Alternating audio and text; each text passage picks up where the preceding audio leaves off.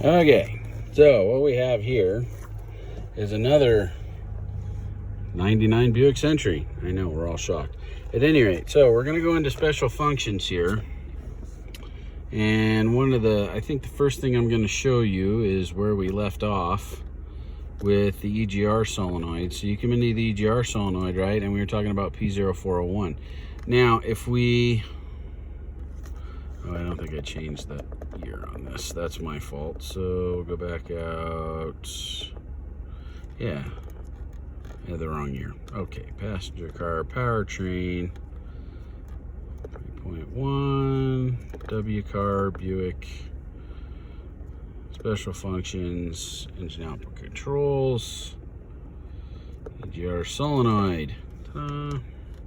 Okay, now you can see this one is at 0.65 volts. Same car, same engine, same everything, just had less carbon in it, right? Okay, so now as we start to open this, right? Remember how that other engine was stuttering and choking? Yeah, this one's not doing anything. It's just fine. Now if we page over here to the map, we're still at 31 kPa. Well, we saw before we were at like 65 kPa, weren't we? So that was a huge vacuum leak. So that right there, right? So right here, this tells you that the actual, well, it's okay. Now we can't do that anymore because we got to wait 30 seconds. At any rate, what that tells you is the computer sees that the solenoid's open. So if the solenoid shows open and you get a negative result, there are two things you can do. You can unbolt the thing and turn it over, okay, and then actuate it again and make sure it works, which is something that I've done before. Works out well. There's only two nuts and the thing comes right off. And then you can watch it cycle open and closed, okay? So we did that. I'll show you a picture of the well, I'll show you the borescope here in a minute, and you can look at the actual port inside the intake manifold. Okay, now let's see. This one right here, fuel tank pressure is at 1.49 volts. Well, remember we decided that was a good reading, right? Right around 1.5. That's right around nominal for all GM vehicles. So as we start to apply negative pressure, okay, and it closes that, look at that, it draws that right down. Now we'll hit seal, see, and that bounces. That's why I don't like doing that. Okay, see, this also has some small variety of leak.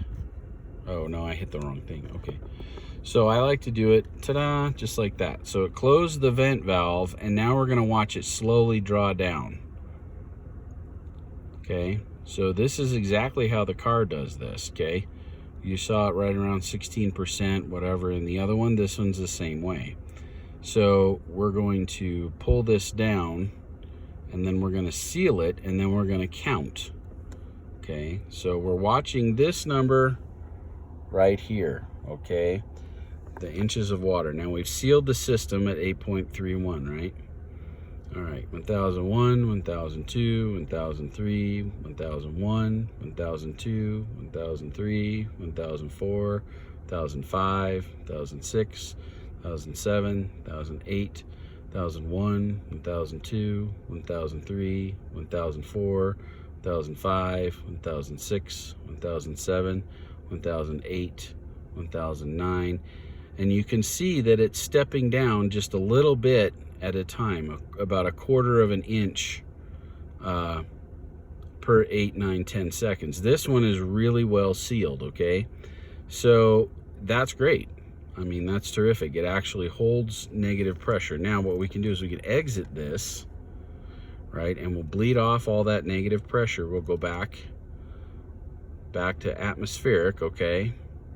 Then we can click System Seal. When we seal the system, we turn off the canister purge.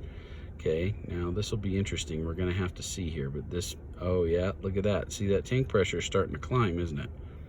Into the negative. See this right here? That number right there should be going the other direction. It should be coming down, but it's going up.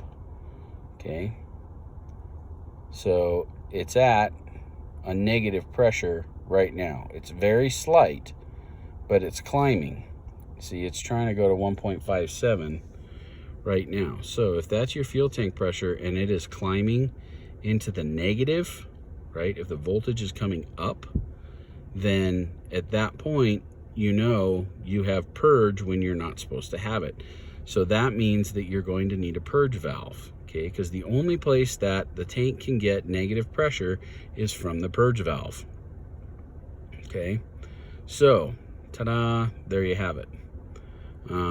Yeah, see, now this is starting to build pressure again. See how that's going to go the other way? And sometimes that'll happen if you shut the valve while it's still pulling on it, which is what we did. It was pulling on it at 16%, and then we came in and closed the valve. So what we might do is get out and open the fuel cap and then see what happens to the pressure, because it should return to 0. Now, I've had these where they don't return to 0, and I found a couple different things. You can either have, but see how it's starting to build pressure in there? Now we're back down to 1.51 volts. Well, this is what's supposed to happen. When you seal it, the pressure is supposed to climb. This is what the ENOV test is all about, right? Engine off, natural vacuum. So the pressure rises when you shut the car off, and then it falls again as it cools, right? All right, so this is still climbing. So we actually, our purge valve is probably good at this point.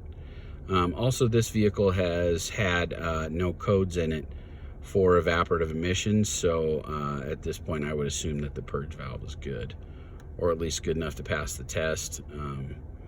And as we saw, since it was testing with negative pressure, it was holding just fine. So in that case, I think we're good. But see, this is rising, so I think we're fine at any rate. So the problem with the other car is I found that somebody put a fuel pump in it, and when I found it when I actually filled the tank. I didn't, because the car had been sitting so long with no battery in it, it had no codes in it because the keep alive memory was all gone.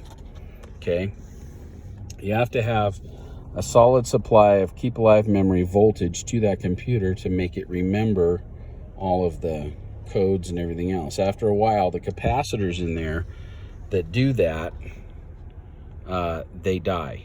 Okay, not quite the way Cole made that one die, but pretty close. They run out of juice, and then that's the end of it.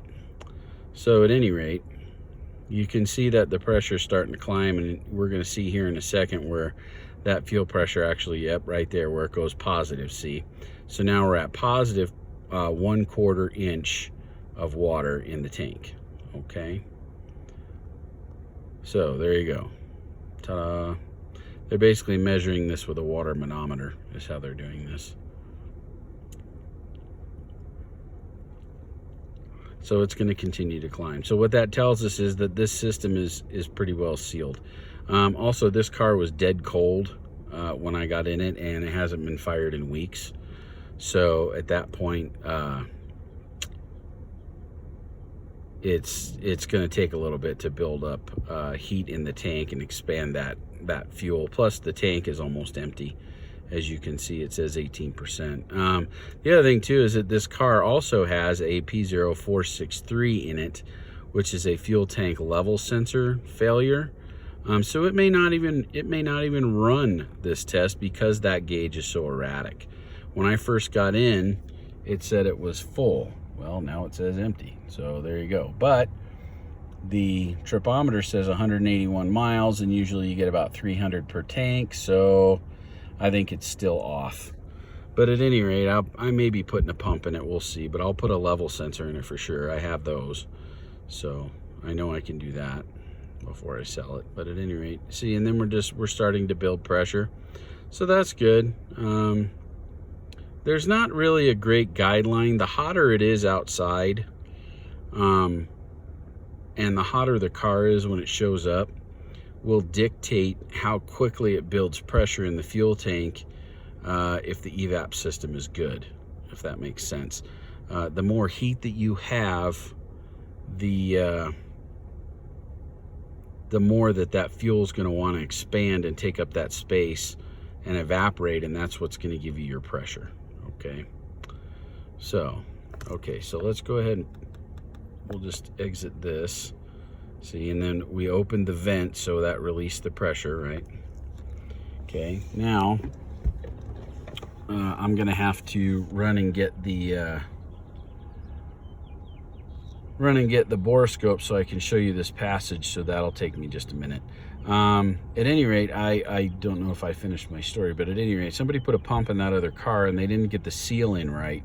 So as a result, it leaks out of the pump, the sender well. So the sender opening. So I'm gonna have to pull that apart and repair that, and I will make a video and show you how that works. So at any rate, let me go get set up with the borescope, and I'll be back. Bye.